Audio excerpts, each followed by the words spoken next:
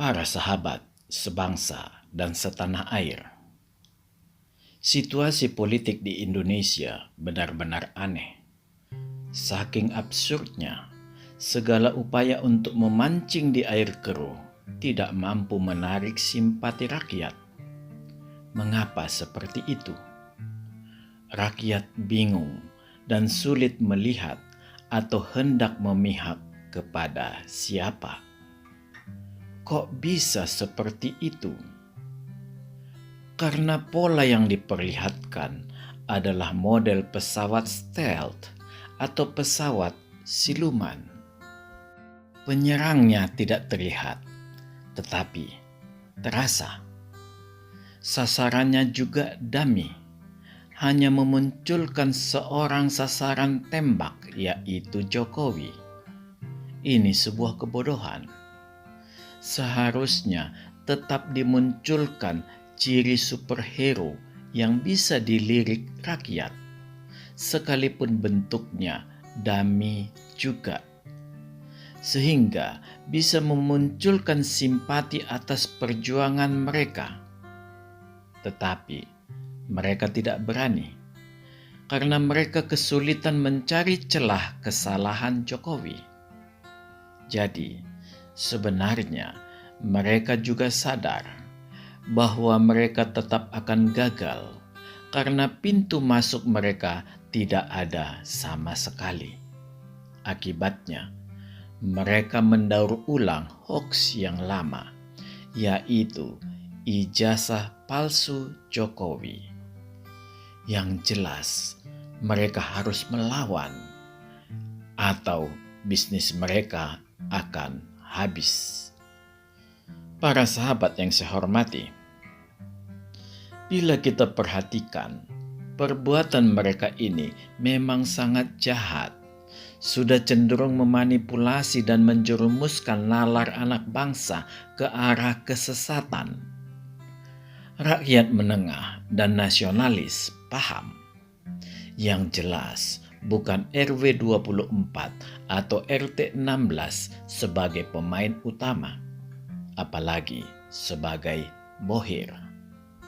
Nama-nama seperti Abraham Samad, Refli Harun, Rismon Sianipar, Simaling Panci, Grup Kanal 2046, Kanal Sewot, Egy Sujana, Dr. Tifa, Said Didu, Denny Siregar, bahkan sampai yang sudah bau tanah juga, yaitu Amin Rais, dan banyak lagi lainnya. Nama mereka inilah yang tercatat di benak masyarakat yang menyanyikan orkestra yang sama, yaitu ijazah palsu, atau yang terus menyudutkan Jokowi dan keluarganya. Sekalipun demikian, kita paham bila mereka merupakan bagian orkestra utamanya, pasti ada kekuatan yang besar yang mampu mempersatukan grup Kanal 2046, Kanal Sewot, Denny Siregar, dan kalangan muda lainnya dengan kelompok Amin Rais, Simaling Panci, dan lainnya. Karena sebenarnya kedua kutub ini berbeda. Jadi, memang tetap harus ditanggapi sekalipun tidak boleh kehilangan fokus. Karena fokus pada pesawat siluman itu tidak boleh berkurang. Saya lebih menyukai menyebut mereka ini semua sebagai cheerleaders, sekalipun tidak tertutup kemungkinan beberapa orang dari mereka ini bisa jadi berperan sebagai second atau third layer, atau bisa juga sebagai pialang. Yang jelas, masih terlalu jauh untuk disebut bohir. Saya menyarankan beberapa orang yang berusia masih sangat muda dari cheerleaders ini sebisa mungkin segera keluar. Sayang, masa depan Anda ditoreh dengan tinta hitam. Bisa jadi Anda tidak tahu bahwa Anda sedang menari di gendang siapa. Para sahabat yang saya hormati, hal ini sudah saya perkirakan jauh-jauh hari. Sikap diamnya Jokowi memang sangat baik untuk melakukan pembelajaran agar tidak terlalu mudah lapor sana, lapor sini. Kejadian yang terjadi sekarang sudah sangat TSM, terstruktur, sistematis, dan masif. Terstruktur karena terlihat pola yang bergantian antara RW 24 dan RT 16 ditambah tim cheerleaders. Sistematis karena memiliki pola dan tema yang bergantian disorakkan, sekalipun dibungkus dengan meributkan ijazah Jokowi. Masif karena terus-menerus dilakukan secara sporadis dan bergelombang. Pertanyaan kita. Pertama, kalau bukan RW 24 dan RT 16 yang bermain, lalu siapa? Yang jelas adalah orang-orang yang secara finansial sangat terganggu oleh apa yang dilakukan Prabowo saat ini, yang mereka perkirakan merupakan hasil bisikan dari Jokowi. Yang kedua, mengapa yang muncul ke permukaan adalah RW 24 dan RT 16?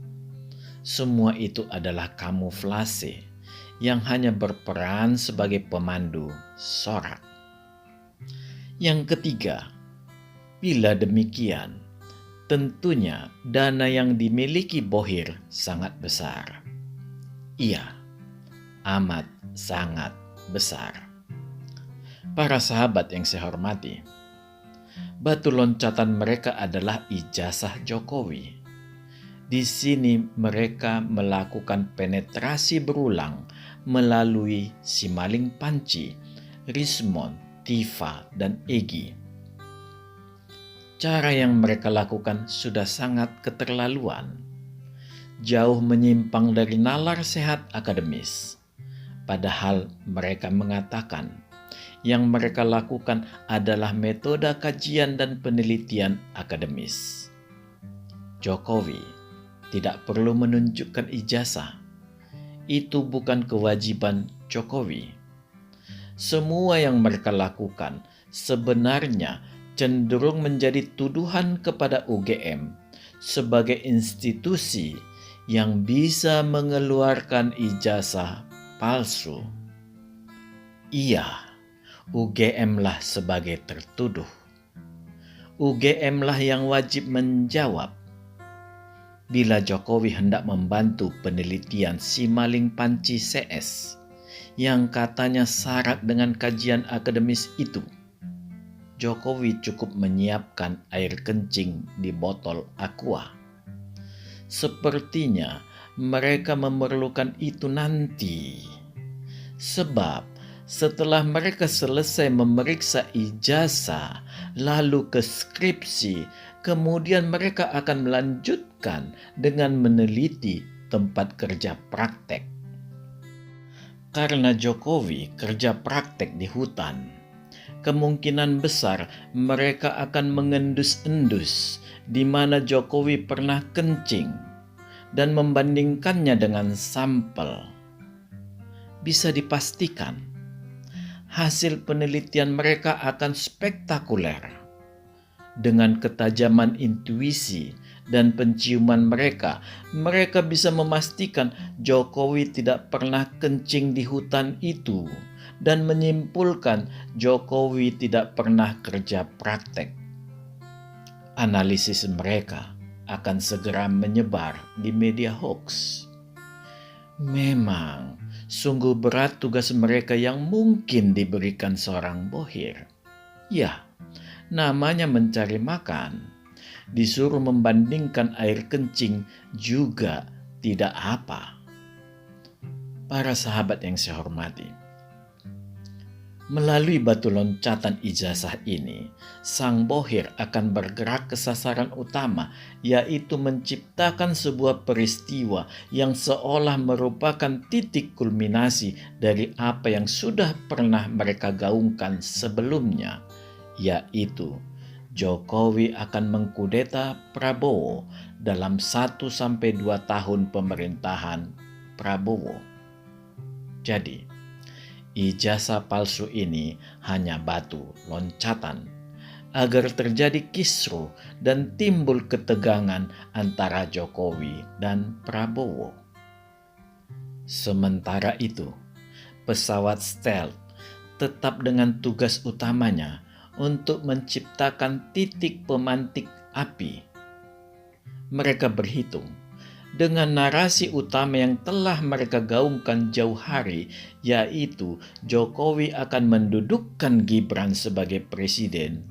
Mereka yakin bahwa kebakaran hebat akan terjadi. Semua lini mereka gerakkan. Gaung pertama sudah diluncurkan dengan menggerakkan media medsos secara masif, sekaligus meneriakkan dan merendahkan Jokowi dan menggoyang Prabowo. Ini dimulai dengan terbitnya woro-woro bahwa tidak mungkin polisi akan menangkapi orang-orang di medsos secara besar-besaran, karena penjara tidak akan cukup, serta memberi makan di penjara akan menjadi beban yang sangat besar. Woro-woro ini sangat manjur karena serta-merta muncul netizen-netizen baru pembenci Jokowi. Jokowi ditelikung orang yang pernah dipercayainya, yang dengan teganya mengeluarkan woro-woro seperti itu. Para sahabat yang saya hormati, apakah mungkin Jokowi akan melakukan kudeta? Disinilah kebodohan aktor utama mereka ini. Mereka melupakan satu hal yang sangat fatal. Jokowi tidak pernah menginginkan Gibran menjadi presiden dalam usia sangat muda. Bahkan, Jokowi tidak pernah menginginkan Gibran sebagai wapres. Jokowi tahu belum waktunya Gibran terjun ke kancah yang terlalu besar dengan pengalaman minim. Tetapi Jokowi bukan orang yang mudah gamang. Bahkan dia tetap mengatur strategi karena dia harus mengamankan posisi sahabatnya, yaitu Prabowo, dari rongrongan. Dia ingin memperkuat posisi Prabowo dengan mendirikan partai baru. Jokowi bukan orang bodoh, sekalipun saat ini mungkin dia yang paling menyesal dengan mengizinkan Gibran menjadi wapres setelah diminta oleh Prabowo. Kemunculan risiko ini bukan tidak dipikir Jokowi. Sekalipun demikian, Jokowi tetap percaya penuh pada sahabatnya Prabowo. Dia percaya bahwa anaknya Gibran akan aman dan akan dididik Prabowo menjadi anak muda yang tangguh. Para sahabat yang saya hormati, Jokowi juga tahu bila situasi menjadi di luar kendali Prabowo, maka Jokowi sudah mengorbankan Gibran, anak sulungnya. Dia tahu anaknya belum mampu menghadapi rimba raya politik Indonesia yang jahat. Mengapa saya katakan jahat? Hanya di Indonesia lah hukum itu benar-benar tidak dihargai. Orang-orang yang mengerti hukum justru bermain di sisi ini. Mereka menabrak koridor-koridor hukum yang penuh dengan norma dan etika. Justru semakin banyak gelarnya, mereka akan semakin jahat. Banyak manusia-manusia yang muncul bagaikan pahlawan yang bersih. Padahal latar belakang mereka penuh dengan coretan hitam di buku kehidupannya. Mereka lupa bahwa perbuatan mereka sudah atau akan melukai perasaan atau hati keturunannya kelak. Karena waktu selalu jujur mengungkapkan sejarah, tidak sekarang, tetapi mungkin suatu waktu kelak. Para sahabat yang saya hormati, Jokowi sama seperti orang tua lainnya, ingin melihat anaknya maju.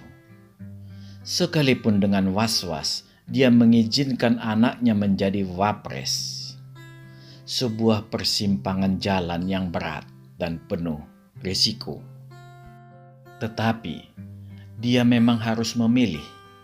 Di sisi lain, dia tidak ingin IKN menjadi terbengkalai, termasuk banyak yang lainnya yang telah dia lakukan. Jangan menjadi sia-sia. Dia sudah mencanangkan Indonesia Emas 2045 yang disepakati banyak tokoh, yang kini tokoh yang sama juga mengkhianati dia. Pilihan Jokowi ini seolah menjadi bensin yang semakin membakar hubungannya dengan PDIP.